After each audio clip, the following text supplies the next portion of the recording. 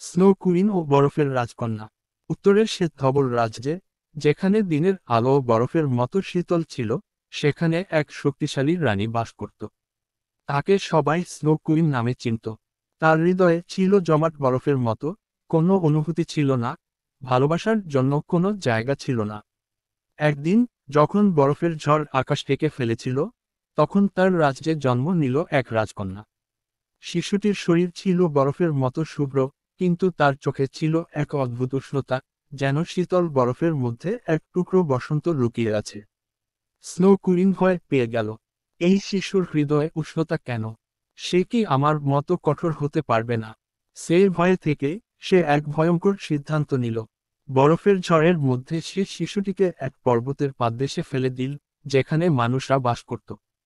এক দয়ালু বৃদ্ধা শিশুটিকে খুঁজে পেল এবং তাকে নিজের কাছে লালন পালন করল। মেয়েটির নাম রাখা হলো নিভারা। সে জানত না তার জন্মকাহিনী, জানত না সে বরফের রাজকন্যা। তবে তার মধ্যে ছিল এক আশ্চর্য শক্তি। শীতেলে বরফ তার চারপাশে নাচত, তার স্পর্শে বরফের ফুল ফুটত, আর তার হাসিতে বরফের তুষারকণাগুলো মুক্তোর মতো ঝলমল করত। বছর কেটে গেল, আর একদিন স্নো কুইন জানতে পারল তার কন্যা জীবিত। ক্রোধে উত্তাল হয়ে সে বরফের ঝড় পাঠালো নিভারাকে ধরে আনার জন্য। নিভারা যখন বরফের প্রাসাদে পৌঁছালো, তখন স্নো কুইন তাকে কঠিন কণ্ঠে বলল, তুমি আমার কন্যা, বরফের রাজ্যের উত্তরাধিকারী। তুমি অনুভূতি ভুলে যাবে এবং হবে আমার মতো শক্ত। কিন্তু নিভারা ভয় পেল না। সে বরং চোখের গভীর ভালোবাসা দিয়ে স্নো কুইনের দিকে তাকালো। বরফ কঠিন হতে পারে, কিন্তু তার সৌন্দর্য আছে।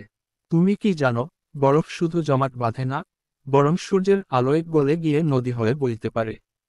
প্রথমবারের মতো স্নো কুইন কিছু অনুভব করল, এক অদ্ভুত কষ্ট, এক ভাঙন। তার বরফের হৃদয় বলতে শুরু করল, তার চোখে এক ফোঁটা জল জমল। সেই জলবর্ষণের সঙ্গে সঙ্গে বরফের রাজ্যে প্রথমবার বসন্তের আগমন হলো। স্নো কুইন বুঝতে পারল, শক্তি মানে কঠোরতা নয়, বরং ভালোবাসা ও সহানুভূতির প্রকৃত শক্তি। এরপর থেকে নির্ভারা হয়ে উঠল বরফের রাজ্যের এক দয়ালু ও সুন্দরী রাজকন্যা।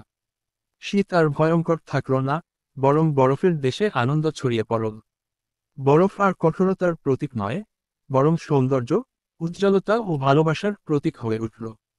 এভাবেই স্নো কুইনের বরফের রাজ্যে উষ্ণতার এক নতুন যুগ শুরু হলো।